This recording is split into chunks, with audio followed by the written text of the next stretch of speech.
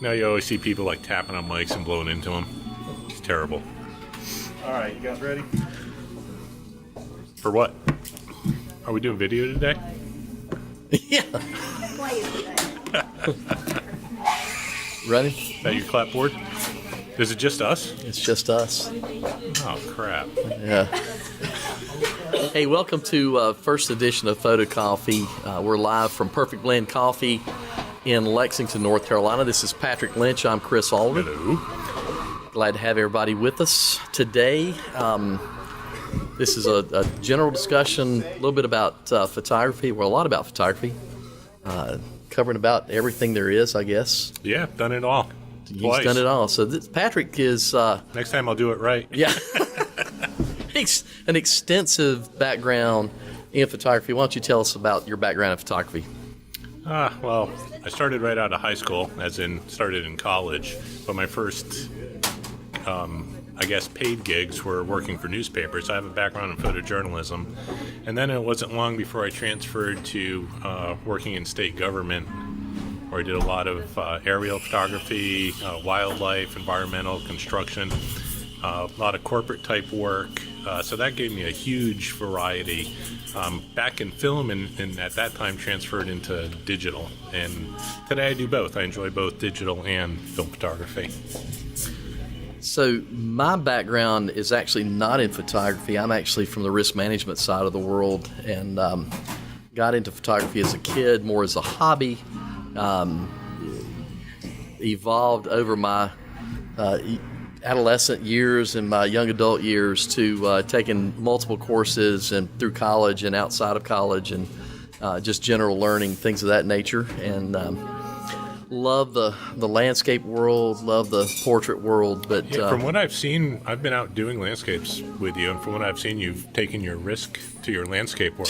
that's right. Sometimes I just walk away and hope for the best. Yeah, I don't do a lot of risk management when I'm out on rocks and stuff No. like that. Yeah, probably should. Yes. But Patrick, you shoot with a Fuji. It's the GFX 50R. Yeah, that's my new favorite camera. I started photographing with Pentax back in the day when they made their one professional camera, the Pentax LX, and shot with the Pentax 6x7. And a good friend, photojournalist friend, got me into Canon. So I do have some Canon experience. I know you're a big Canon fan. Yeah. My first Canon was the EOS 1. That's a great camera. I got it because I would photograph a lot of night football. And that camera could focus better than I could, much to my surprise. Pentax was, of course, all manual. And then I switched to Nikon when I went to work for the state of Florida, and those were film cameras, and they were fine. I like the Nikon lenses. Then we transferred to digital, so I basically shot Nikon digital for many years. And it was okay. It was kind of funny. At that time, I really wanted to switch back to Canon. But then I left that world, and now I'm back to enjoying photography again and doing it just for art and hobby. And if I were to get someone to pay my rate, I would do a paid gig.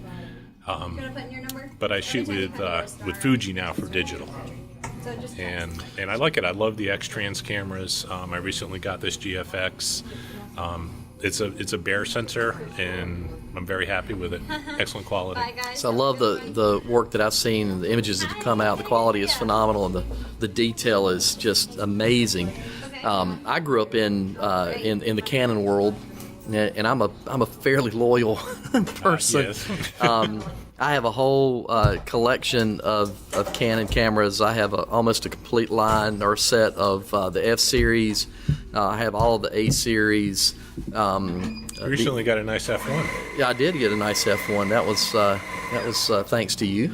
Oh, Yeah, with a 1.2 on it, which Yeah. I figured out how to actually work that lens a little bit better. pretty lens. It is a pretty lens, and but in digital, just moved on into digital with Canon. So actually, my first Canon camera was a TL, which is more of a student camera back in the days. And then shortly thereafter, my grandfather gave me his RM, which was like one of the first Canon SLRs that was ever in America, which is a really, really cool. The camera still works. All my cameras work, except for one, which is going to get fixed. You're fixing that. Yeah, that'll be fixed. And then digitally, I shoot with a Mark IV. But medium format you got me into in film, and I was always a big fan of Mamiya or Mamiya, however you want to pronounce it. It's kind of like Mamiya. Nikon and Nikon, depending on what side of the pond you're on. But there's only one pronunciation of Canon. So throw that one out. But with the TLRs with Mamiya, you say Mamiya, I say Mamiya. Yeah. Potato, patata. Don't confuse me. Yeah. So, what interested you about like TLRs? Well, I've done some medium format photography. I actually wish when I started photography, I got into 35 millimeter across like everybody else just about, and I do wish that I started in medium format sooner, but I didn't. Not really till recently. I mean, I've kind of played around with it. I used to shoot with a Pentax 6x7 years ago. I absolutely loved it. As you know, I got into the RBs for a little while, and I was shooting some me into large RBs. format. Yeah, they're beautiful cameras. RB67s, great cameras. Very affordable on eBay. But I found experimenting with different formats, including 5x7, 4x5, different formats in medium format, that I really like the TLRs. Sometimes it's not so great because you have a viewing lens and a taking lens, but that's also its strong point, I think. I really like having a leaf shutter that syncs all the way up to 500ths of a second. They're really nice cameras to work with. You have the waist level viewfinder with the magnifier, or you can put prisms on them. I'll often carry a prism with me in case I have it way up high on a tripod. I can look through it that way, but I prefer looking down into the camera, which something years ago I wouldn't have been too interested in, but they're just a pleasure to shoot with. Now, I also like Rolleiflex twin lens cameras. That's great if you're going to grab a camera and just go out to dinner or something. But these are nice because where did this strange hand come from?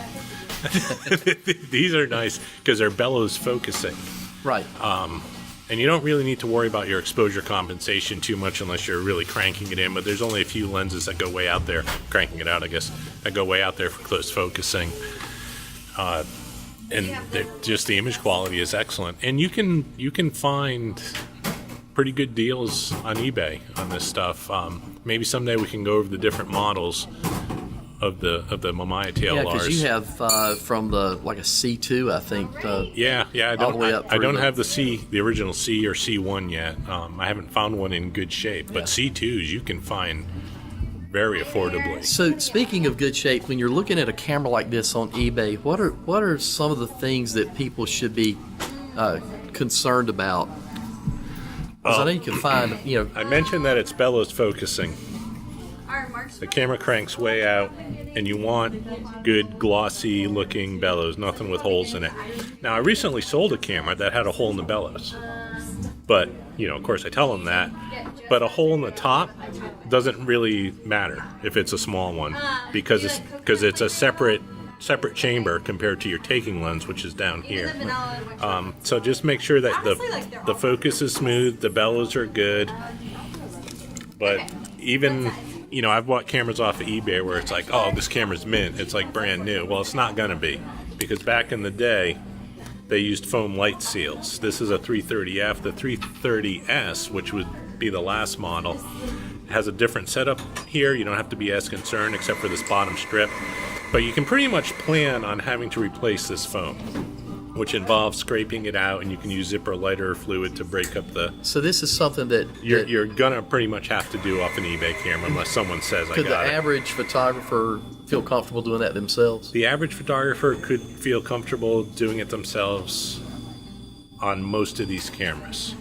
The 220, it's a little tough because the back plate isn't removable. Okay. The only thing you'd want to do is learn how to do it, maybe watch a video on it, get quality foam. Someday, we can mention where to get that. I have a place. What about the viewfinder? The viewfinder, there is foam in there too, and that's a little trickier. And you're pretty much going to have to replace that too if you need to replace the back foam. But there's this whole piece here comes off, and interestingly, the foam in here isn't really a light seal, because this is just your viewing lens. So even if it was a light seal that failed, no big deal. But it's more of a spring that holds stuff into position. So what happens is the foam shrinks up and it can pull pull your focusing screen out of position. Gotcha. Very minor. Some people don't concern themselves with it. I do, because I like stuff to be in focus.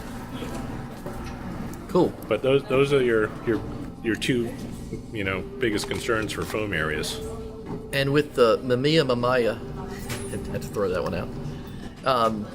They have interchangeable lenses, unlike like a Rolleiflex or They do. the Yashica Mat. This lens here, this is one of the nicest lenses, I think. It's a 105 DS. It looks like the top does something. That's just a scale, but it also has a depth of field preview in this lens. So I guess it does do that, but otherwise all this here is just your depth of field scale stuff. And it has a self timer, which is really nice. And the lenses, there's no banyet or screw mounts. They just kind of sit in there. You got to make sure your stuff's lined up, and they just spring on. It looks That's a quick simple, change. but when you're out working and you need to hold two lenses, they can be a little bit of a pain to change, because it's not just twist off, snap Yeah. on the new one. Yep. But it's not difficult. So we both have TLRs, similar TLRs, and I still have the RB. Yep. Yeah. Very nice. Do you still have one? I've managed to destroy one, and I sold the other. All right, so you got me into the TLRs first, and then I had always wanted an RB67, not the RZ67, but the RB. It's fully manual. Yep. And you got me into that. I have several lenses for it. Love using it out in landscape. Now I'm trying to get you into large format now. Yeah, now Just to try it for a while at least. trying to talk me into getting an 8x10 or something like that, 5x7. or 5x7. Yeah. So yeah, I mean the film world to me is what keeps me energized. It's when we look at other people on YouTube and that have channels. One of the things that I find absolutely fascinating is some of the larger format shooters and how their episode will really get into the finer details of composition and lighting and all the components necessary, which lens to use or which film to use, based on color palette or the light that's out, that what they're shooting. Those things to me, to work that hard to get one or maybe two images at a time, whereas with digital we can just go and spray and pray for all practical purposes, or try to figure it out just by looking back at the camera. To me, that's that energizes me. I learn a lot about the fundamentals of photography, the way we used to shoot years ago, that's different today in digital. I think a lot of people starting with digital today,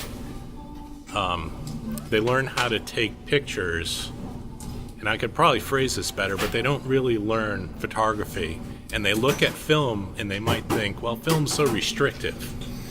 But that restriction forces you, in a good way, to learn a little bit more, and you can carry that knowledge over to your digital.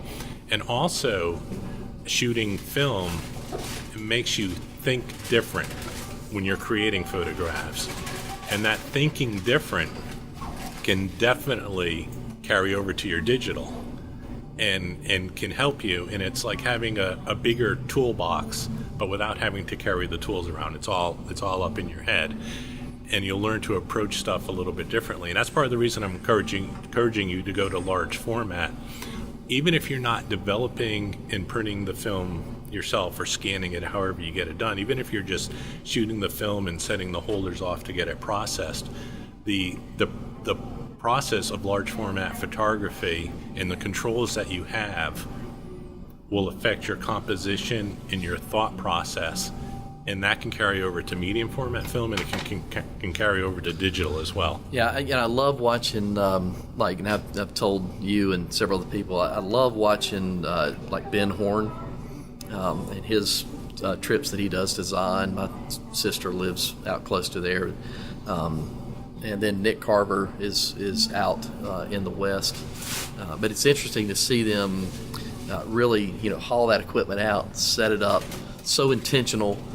In their mind, working through the shot, the image that they're looking for, and then to actually end up capturing it by, building that palette, the light, the composition, all of those factors all into one, to literally just hit that shutter release maybe once or twice, and end up with just a gorgeous image. So definitely different than jumping out of the car with your digital and throwing it maybe up on a tripod or something, Yeah. and Snapping a few and snapping, and looking at the back, making of it look good later in Yeah, Photoshop. exactly. So definitely something to get me energized for the next. Yeah, it keeps level. you going. Yeah. Keeps you interested. You do a lot of black and white work, and I am amazed at the crispness of your black and white. Your blacks and your whites are just to me, so perfect.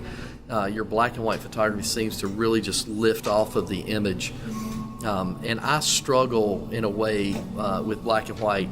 Now, granted, a lot of what I've seen you do has been from film, but even your digital black and white to me is just so far beyond where I am in black and white right now. And I would love for you to give out your secret sauce for that. But I wish there were a secret sauce.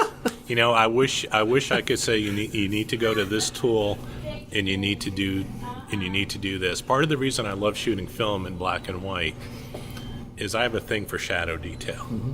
And I'm not saying every photo needs to have perfect shadow detail. We might get into a discussion on street photography someday. That's not something I'm particularly good at, but it's something I definitely have opinions on. But in general, for photography, for doing art photography, I like to see shadow detail. And in smaller digital cameras, since the beginning, digital seems to really crunch the shadows. And quite often, if you expose fairly well, digital I think is a bit more forgiving in some ways, but if you expose well, you can bring up that detail in the shadow areas. A lot of people struggle, including myself, with bringing out your shadow detail but keeping everything else from there up looking good in the image. Whereas film, it's a little bit easier to dig that out. And part of the reason I love my Fuji GFX is because maybe I could say the tone curve in the shadows is more film-like. So it's easier for me to bring out that shadow detail. I see a lot of photographers that use the D850 Nikon.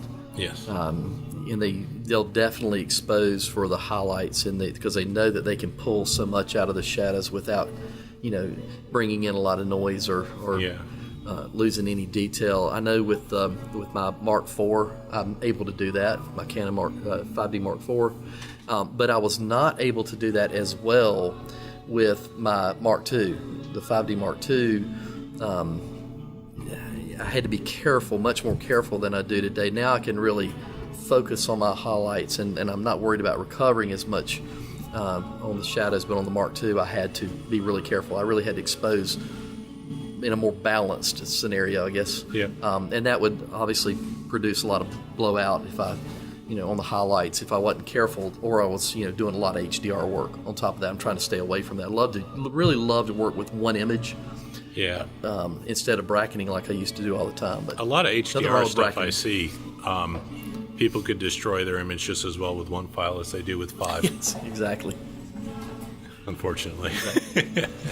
But the trick is that even if you're getting that shadow detail there, the trick in digital, I feel, is it's more difficult to get good contrast in that detail, because detail in your shadows isn't just like bringing it up and okay, I see something there. There's a strong contrast component to it. You still need blacks, but you need blacks with texture and you need blacks with detail. And that detail is more, you can think of it maybe more as like highlights in your shadows. Exactly. And it's tricky. So we've gone on for a while here. I want to just pop in real quick and say that this video is sponsored by Perfect Blend Coffee here in Lexington, North Carolina. If you're ever when you're in Lexington, North Carolina, you stop right here on the square. This is our famous little square here in Lexington. Stop by Perfect Blend and pick you up a nice roast. I think my favorite is their Kenyan, which is absolutely fantastic. It's roasted here on site, and they've got a lot of Muffins, yeah. So, and soon they'll be having other food items here, so it's going to be exciting. Quiche and sausage. Yeah, exactly. So back to we've both been in photography for some time. You've been on the professional side, and I've been on more the amateur side. But where is photography today? I know that we talk about photography all the time, but where is photography today versus where it was back, say, 10, 20 years ago? It's a lot more prevalent, and in some ways that's good. There's a lot of pictures out there. There's a lot of interest. Where's the money to be made in photography? It certainly doesn't pay like it used to. I think when I left the state of Florida, I was the last photographer of, I think, 5. And from my knowledge, they're still using the database of tens of thousands of images that I set up for them. They've never replaced me. Wow. But everyone's got a cell phone now and thinks they're a photographer, and I guess at some point they are. But with everyone being a photographer, I find something very sad about photography. Everyone's taking pictures, but very few people know how to look at photographs. They don't know what to look for. They don't know how to appreciate them. There's a lot of good work out there, really good work. Unfortunately, I also feel that a lot of that really good work is produced by automation rather than skill. Everything in the world is getting faster, cheaper, easier. Maybe that takes away from some of the enjoyment. Maybe it doesn't, It's interesting when you get into a group of peers and you're starting to talk about portfolio, what images are in your portfolio, or you have them actually look and grade or critique your portfolio.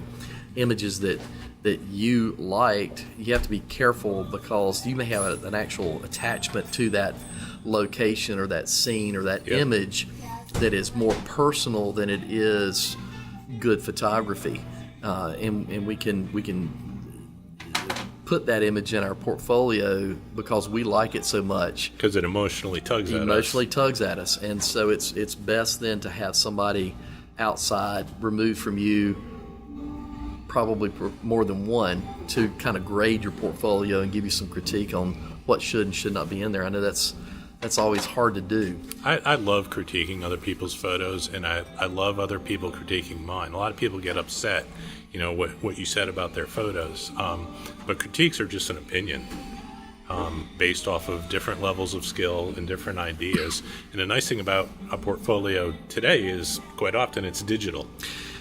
It used to be expensive to produce a portfolio, and you had to be really careful because I'm going to print, these 10 or 20 if you're, really want to load it up, 11 by 14s or whatever, and put them in this special leather case I got.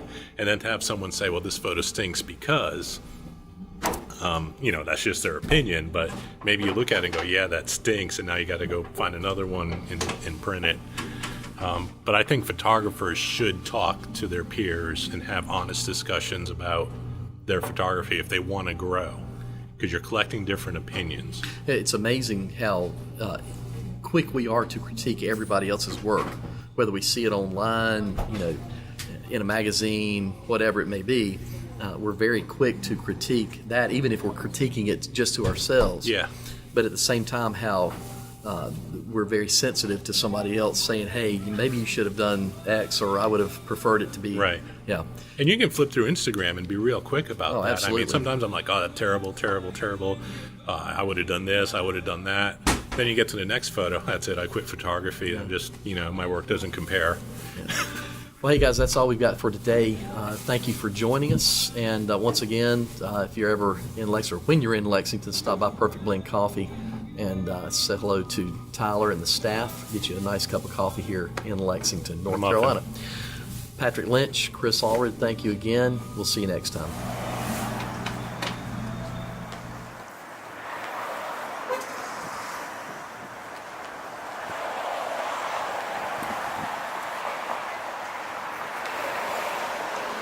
Report back to her mom. Oh, man.